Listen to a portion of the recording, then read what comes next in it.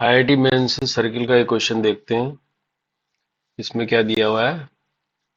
4 distinct points हैं, 2K, 3K, 10, 01 and 00 lies on a circle for the value of K, यानी K की value निकालनी है। ये 4 पॉइंट दिए हैं, सर्किल पर लाई करते हैं। देखो, ये मैंने आपके लिए डायग्राम बनाया हुआ है। ये एक्स एक्सिस है, ठीक है, ये वाई एक्सिस है। अब इसमें देखो पॉइंट किस तरह से दिए हुए हैं। 00 दिया है, यानी सर्किल क्या 00 से जाएगा, ओरिजिन से होकर जा रहा है, ठीक है। दूसरा पॉइंट दिया है 10, 10 मतलब इसका एक्स कोऑर्डिनेट 1 है, वाई कोऑर्डिनेट 0 है। इसका मतलब ये पॉइंट होगा, है ना। तो इसका मतलब ये होगा 10, इसका मतलब ये एक्स एक्सिस को यहाँ पर टच कर रहा है, और ये 00 ओरिजिन को टच कर रहा है 00 पर, है ना। और एक पॉइंट और दिया है, कितना, 01। 01 कहाँ होगा? वाई एक्सिस पे, क्योंकि इसका क्या है, एक्स एक्सिस पे क्या है, 0 है ना ये। तो ये जो है 01 होगा। तो ये पॉइंट 01 है इसका। इतना तो हमें पता लग रहा है साफ। तो इससे डायग्राम इस तरह का बनेगा आपका। यहाँ वाई एक्सिस को टच करेगा, यहाँ ओरिजिन को टच करेगा, और यहाँ एक्स एक्सिस को टच करेगा। अब और एक पॉइंट है, कोई 2K, 3K, है ना, जिसमें से K की वैल्यू निकालनी हो, कहीं भी हो सकता है रेंडमली। हम मान लीजिए यहाँ है 2K, 3K, ठीक है। अब देखो इसमें ये समझ में आ रहा है कि ये जो वाला पॉइंट है 00, ये कहाँ पर है? सर्किल का सरकमफ्रेंस ही तो है, ये पॉइंट भी, ये सारी सरकमफ्रेंस है। तो सरकमफ्रेंस पे देखो कि ये एंगल क्या बन रहा है, राइट एंगल बन रहा है। X axis y axis cut रही है ना यहाँ पर, इसको टच कर रहा है। तो सर्किल की ये प्रॉपर्टी होती है कि सर्किल के जो डायमीटर होते हैं, उसके डायमीटर के जो एंड होते हैं, कोई ये सर्किल है, अगर इसका एक डायमीटर है, कोई जो सेंटर से जाने वाला, जो उसी को तो डायमीटर बोलते हैं, सेंटर से जाने वाली लाइन को, है ना। तो इसके जो एंड है, डायमीटर के एंड है, ये सरकमफ्रेंस के किसी भी पॉइंट पर, किसी भी पॉइंट, मान लीजिए ये पॉइंट ले लिया मैंने, है ना, ये पॉइंट ले लिया, तो ये पॉइंट, इसका ये वाला एंड डायमीटर का, और दूसरा एंड, ये हमेशा कितना बनाता है, 90 डिग्री बनाता है।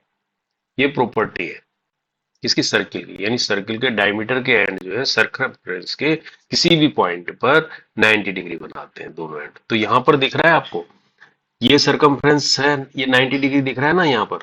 लेकिन हमारे पास ये पॉइंट और ये पॉइंट को गौर से देखो, तो अगर मैं इसको ये मान लूं कि सेंटर से होकर जा रहा है, अगर सपोज ऐसा मान लूं कि मेरा डायमीटर है ना, तो इसके एंड देखो, ये एंड और ये एंड, है ना।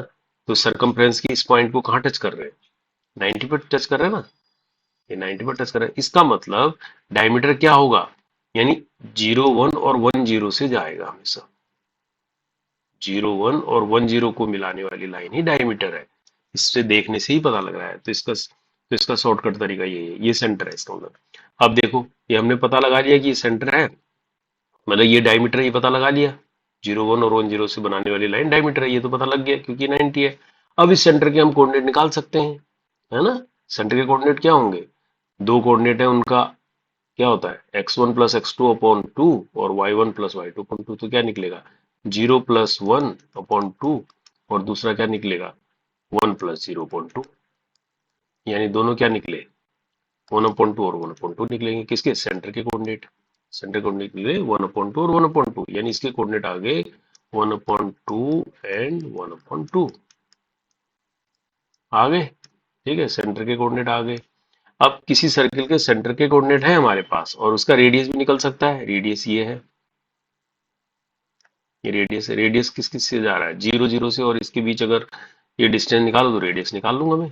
वैसे ये भी निकाल सकते हैं, इस पॉइंट से भी निकाल सकते हैं, इससे भी, सारा रेडियस ही है। तो 0 0 और इसके बीच की डिस्टेंस, यानी इसको, इस पॉइंट को मैं ओ बोल देता हूँ। तो ओ सी क्या है, रेडियस है। तो ओ सी इज इक्वल टू आर मान लो। तो ये क्या निकलेगी, इन दोनों की डिस्टेंस, यानी 1/x2 - x1 का होल स्क्वायर, है ना, प्लस दोबारा y2 - y1 का होल स्क्वायर, अंडर रूट, है ना। तो ये कितना आ जाएगा, 1/4 + 1/4, 1/4 1/4 मिला के कितना हो जाएगा, 1/√, यानी √2, ऊपर तो 1 हो गया, 1 √2, 2 हो जाएगा ना ये।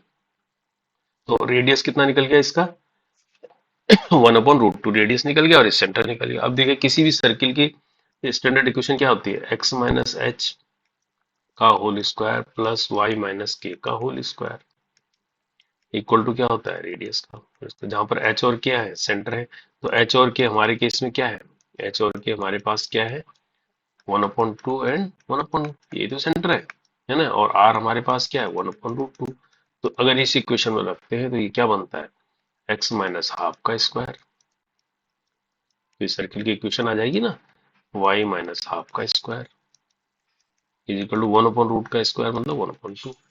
ये तो आएगा। अब अगर देखो ये इक्वेशन किसकी आई, सर्किल की इक्वेशन आई। अब सर्किल की इक्वेशन ये है, लेकिन इसी सर्किल पर क्या पॉइंट लाई करता है, ये पॉइंट लाई कर रहा है। तो इसका मतलब है 2k 3k इस सर्किल से होकर जाएगा, यानी इस सर्किल को सेटिस्फाइड करेगा। तो सेटिस्फाइड करेगा तो हम यहाँ रख सकते हैं, तो 2k माइनस 1/2 का होल स्क्वायर, एक्स की जगह ये रख दिया, वाई की जगह 3k रख दिया, 3k माइनस हाफ का whole square is equal to 1/2। अब इसको फर्दर खोल लेते हैं तो ये क्या आ जाएगा 4k स्क्वायर, ये क्या आ जाएगा 1/4 माइनस क्या आ जाएगा 2k, ये तो आ जाएगा, है ना। 2k 2 तो कट जाएगा, 2 इंटू 2 हो जाएगा ना, ये एक 2 कट जाएगा। और इस तरह ये क्या आ जाएगा 9k स्क्वायर प्लस 1/4, ये भी आ जाएगा, और ये माइनस 3k आ जाएगा, ये इक्वल टू हाफ आ जाएगा, है ना। अब देखो 9 और 4 कितना हो गया 13k स्क्वायर, है ना, और 2k 3k कितना हो गया 5k, और 1/4 जोड़ के क्या होगा 1/2, वो इस 1/2 से खत्म हो जाएगा। तो बचेगा क्या इधर 0, समझ गया ना। हाफ 1/4 हाफ हो गया, इस हाफ से ये कैंसिल हो गया तो 0 हो गया। तो ये बचा हमारे पास, तो इसमें क्या कर सकते हैं के को कॉमन ले सकते हैं।